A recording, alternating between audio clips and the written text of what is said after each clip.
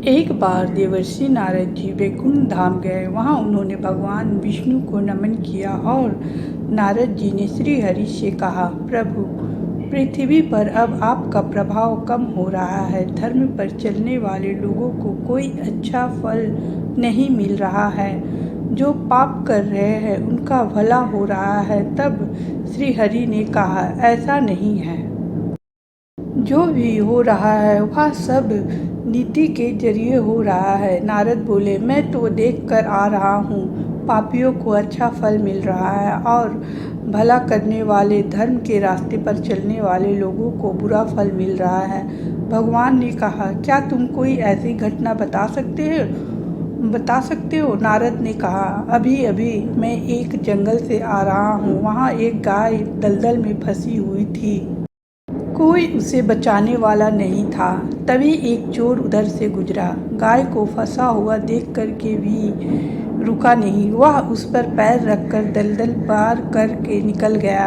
आगे जाकर चोर को सोने की मोहरे से भरी एक थैली मिली।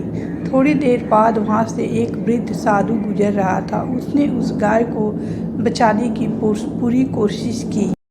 पूरे शरीर का जोर लगाकर उस गाय को बचा लिया, लेकिन मैंने देखा कि गाय को दलदल से निकालने के बाद वह साधु आगे बढ़ा तो एक गड्ढे में स्वयं गिर गया। प्रभु, बताइए यह कौन सा न्याय है? नारद जी की पूरी बात सुनने के बाद प्रभु बोले, यह सही ही हुआ। जो चोर गाय पर पैर रखकर भाग गया था उसकी किस्मत में एक खजाना था, लेकिन उसके इस पाप के कारण उसे केवल कुछ मोहरे ही मिले।